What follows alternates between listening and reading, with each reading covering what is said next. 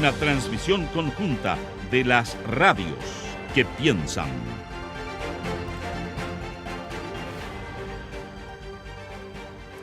8 de la mañana con 11 minutos. Mencionábamos, Juanita, que durante la jornada de ayer se dio a conocer las medidas de esta comisión para regular la relación entre fundaciones, corporaciones y el Estado, una instancia que fue creada con el objetivo de abordar cómo se vinculan las instituciones privadas sin fines de lucro con el Estado, profundizar la transparencia y fortalecer la agenda de probidad del gobierno. Esto de acuerdo a lo que menciona la propia presidencia. Bueno, para conversar respecto de esto a esta hora de la mañana está con nosotros nuestro siguiente invitado, abogado, profesor de la Universidad de Chile y quien también integró esta instancia, Francisco Agüero. Profesor, ¿cómo le va? Buenos días, gracias por estar con nosotros.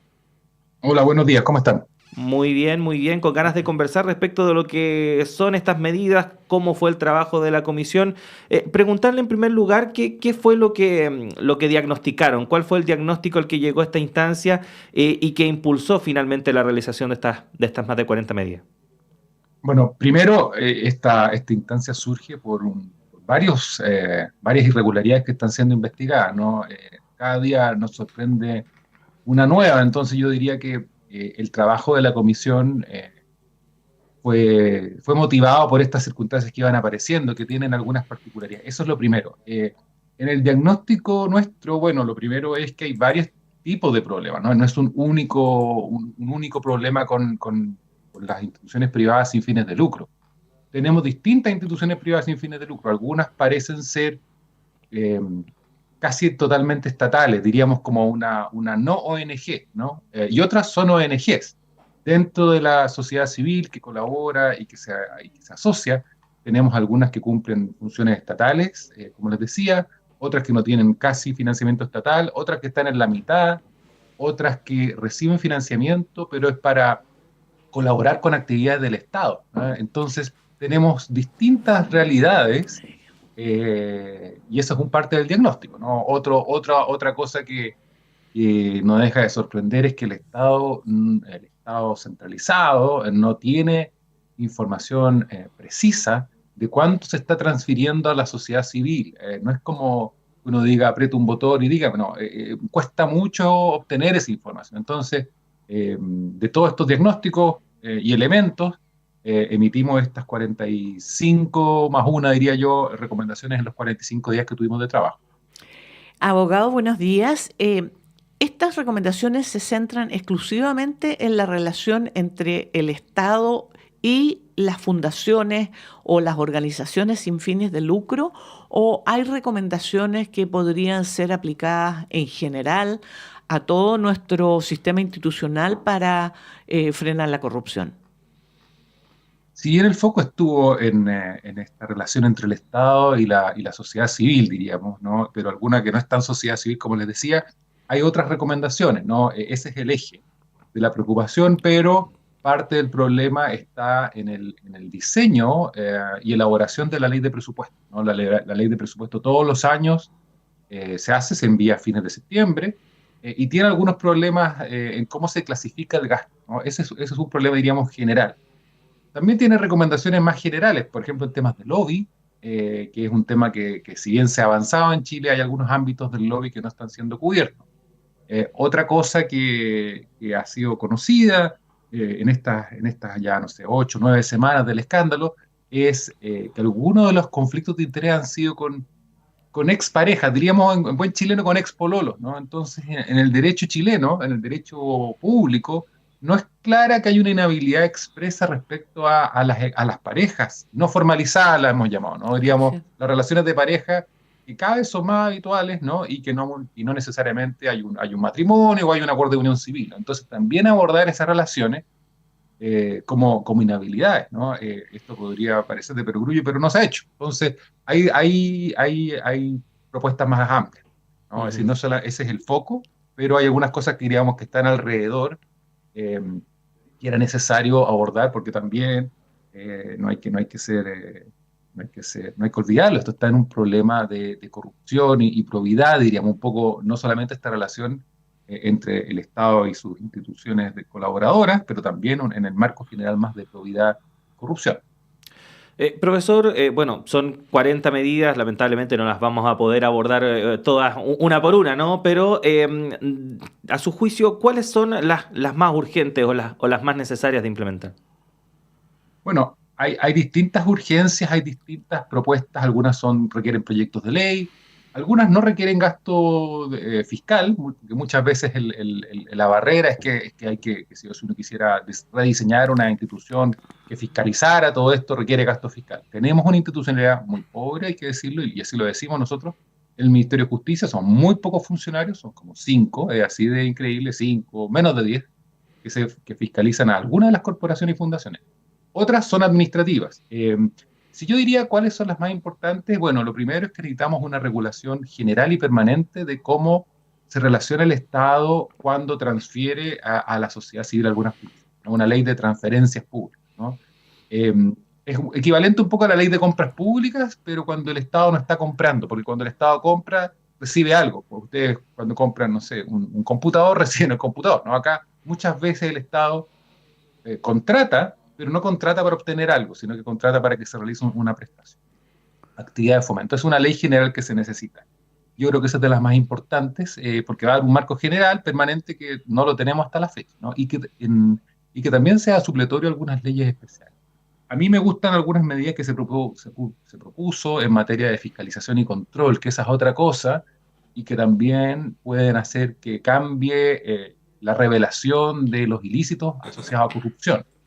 Un poco como fue en su momento la delación compensada en materia de colusión, ¿no? Ahora que se ha hablado de la colusión de las papas, ¿no? Bueno, para descubrir una supuesta colusión, una buena herramienta es la delación compensada, cuando alguien que es parte del mecanismo, en ese caso de colusión, revela que existe esta defraudación. Entonces, estamos proponiendo una medida que busca premiar y proteger a quienes parte de un mecanismo de corrupción al Estado, pero también podría conocerlo, entonces aporta antecedentes valiosos para revelarlos que hasta el momento no se habían contado. Esa es una que a mí una de mis favoritas, ¿no? Pero tenemos efectivamente 40 y tantas medidas, incluso algunas van tratando de emparejar la cancha, podríamos decir, con la ley de delitos económicos, una ley relativamente reciente. Algunas se van a implementar fácil porque hay proyectos de ley que están bastante avanzados. Hay un proyecto de ley de compras públicas 2.0 que aborda algunas materias. También hay una ley de transparencia llamada 2.0 en el Congreso. También ahí van a salir algunas medidas que fácilmente se pueden implementar.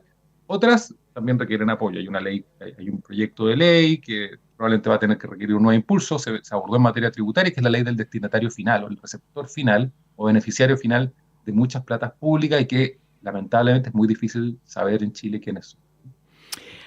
Profesor, si uno mira hacia atrás y recordábamos con Claudio hace un rato el tema de los sobresueldos, por ejemplo, el MOPGATE, esto de que había funcionarios, por ejemplo, del Estado que recibían parte de su sueldo de las empresas contratadas. Se hizo ahí un esfuerzo por modificar algunas normativas, etcétera, para que eso no volviera a ocurrir. Después tuvimos el tema de las boletas de Soquimich y cada cierto tiempo nuevamente aparecen estos escándalos de corrupción y pareciera que toda la normativa o todos los esfuerzos previos no son suficientes.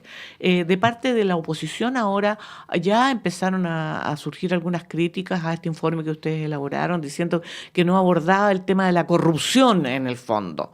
¿Qué es lo que se puede hacer efectivamente? Y mi pregunta va más allá. Yo sé que usted no, a lo mejor me va a decir eso no lo puedo determinar, pero ¿hay alguna fórmula que pueda evitar de verdad los actos de corrupción en algún país?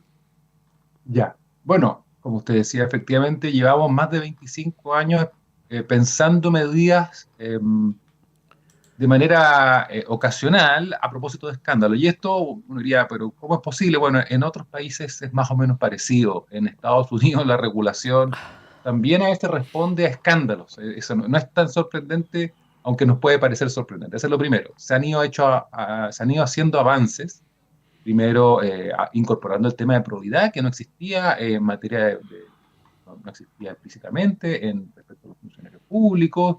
Se han ido proponiendo medidas pero también, bueno, el fenómeno de la corrupción, del crimen organizado también ha ido avanzando en nuestro país. Eso no es algo que podemos hacer caso omiso, ¿no? Entonces, el tema de lavado de dinero, por ejemplo, que era un tema no preocupante, bueno, ha ido creciendo y eso es una realidad, eso es lo primero. ¿Qué se puede hacer? Bueno, no hay, como dicen, una bala de plata, pero uno puede proponer mecanismos que generen, diríamos, incentivos para cumplir la ley y desincentivos a quien quiere incumplirla, a quien quiere realizar prácticas ilícitas, ¿no?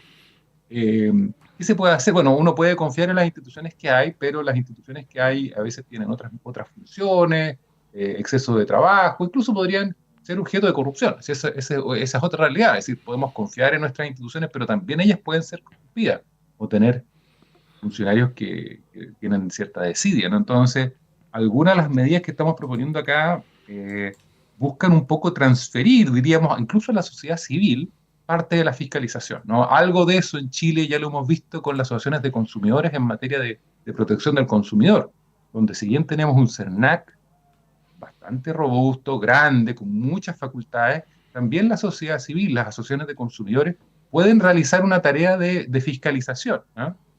Algo de eso estamos proponiendo también, es decir, que la fiscalización sea descentralizada, ¿no? Y no solamente estatal.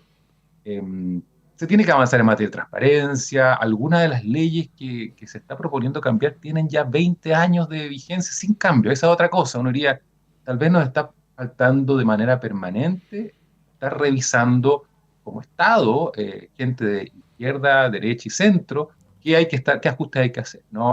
A quienes dicen que no es suficiente, yo primero los invito a leer el informe. Tiene 90 páginas y anexos, es decir, es un trabajo que hicimos concienzudamente. Algunas son difíciles de entender por expertos, porque además el trabajo de la comisión fue hecho con personas de distintos, si bien tres éramos abogados con distintas aproximaciones, ¿no? Y también habían economistas y gente que viene expertos en sociedad civil.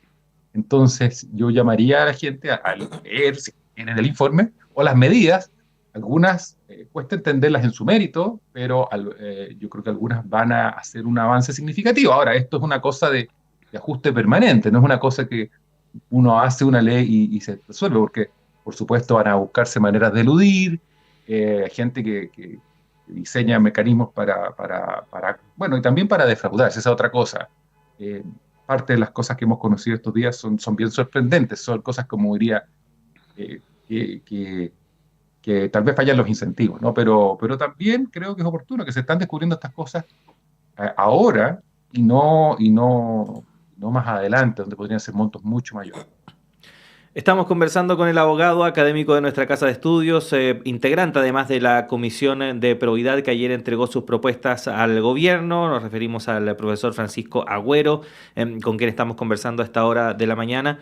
Profesor, usted mencionaba que en este tipo de temas no hay balas de plata, pero efectivamente, a propósito de eso, hay quienes, cuando ocurren este tipo de situaciones, plantean de inmediato la idea de reducir el Estado. Que el culpable de esto es que el Estado es muy grande, que es innecesariamente grande y que por lo mismo es necesario achicarlo para optimizarlo. Pero investigando en cada uno de estos temas, uno se da cuenta de que efectivamente varios de estos casos se producen porque el Estado no tiene la capacidad suficiente para, por ejemplo, fiscalizar. Entonces ahí uno puede concluir que el tema es que hay poco Estado. ¿Qué pasa ahí? ¿Es uno u otro lado? ¿Es una falsa dicotomía? ¿Cómo lo ve usted? Bueno, yo creo que normalmente se ha planteado el tema una separación entre Estado y mercado, ¿no? Pro Estado y pro mercado, pero hay un camino, hay un tercer camino, una tercera vía que también es pro sociedad civil, ¿no? ¿Qué cosas puede realizar la sociedad civil colaborando con el interés público, ¿no? Antiguamente, en el siglo XIX, a comienzos del siglo XX, se hablaba de la beneficencia, que no es otra cosa que hacer el bien, de manera, y esta beneficencia muchas veces era privada, ¿no? Esa es una cosa que a veces se olvida. Y alguna de esta beneficencia se ha hecho con dinero público, ¿no? Esa es una cosa interesante. La pregunta es bien interesante porque tal vez no es solamente que ha fallado la fiscalización, pero yo creo que se están descubriendo algunas cosas tempranamente no, y algunos de los casos que se están conociendo son a propósito de la creación de los gobiernos regionales, ¿no? Que es una institucionalidad que está apareciendo. De hecho, el gobierno ingresó este año un proyecto de ley sobre rentas regionales y creo que es muy oportuno el escándalo porque permite reflexionar sobre este proyecto de ley, sobre las transferencias de competencias y luego si los gobiernos regionales tienen la posibilidad de implementar sus políticas con colaboración de la sociedad civil o haciéndolas por sí mismos. Esa es la pregunta que yo creo que, curiosamente, en Chile parece que no las hemos hecho mucho, ¿no? ¿Qué cosas tiene que hacer una municipalidad por sí misma, un gobierno regional? ¿O lo puede hacer con colaboración? Puede ser el Hogar de Cristo, puede ser la Cruz Roja, puede ser Techo para Chile. ¿Qué lo hace mejor o más rápido? Y también un tema como de eficiencia, ¿no?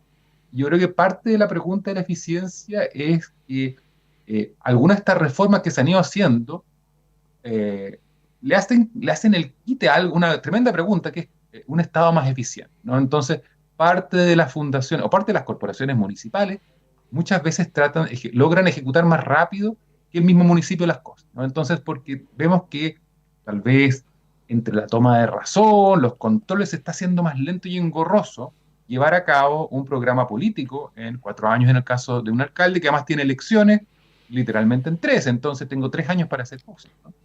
Entonces, el tema del empleo público, el tema de las actividades que puede hacer el Estado por sí mismo, la contratación del Estado puede que en algunos casos esté siendo trabas que hacen que el mismo Estado esté buscando maneras de evadir, ¿no?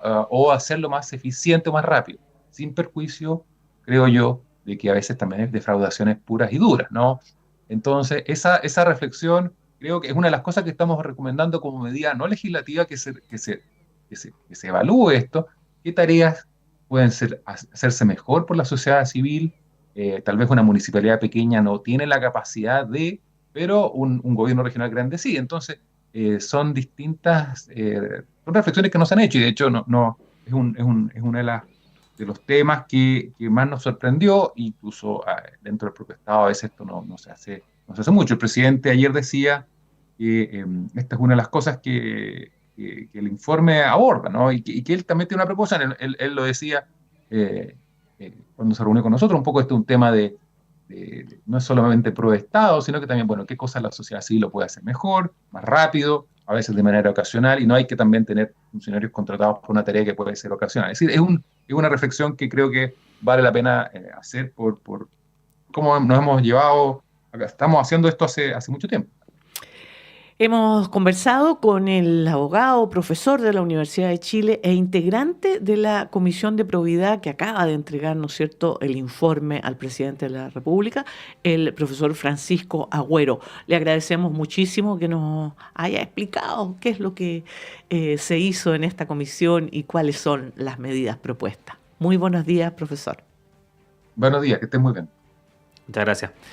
Bueno, y con esta conversación, Juanita, tenemos que despedir este bloque del programa. Son las 8 de la mañana con 30 minutos, pero siga junto a nosotros, vamos a continuar. Ya viene nuestro panel de conversación y vamos a hacer un cambio en el equipo, porque Juanita va a tomarse un descanso, pero hasta mañana nomás, porque a las 7 de la mañana va a estar acá en punto y entra Montserrat Rolano para el panel de debate. Así que, Juanita, nos vemos mañana. Nos encontramos mañana, que tengan muy buen día.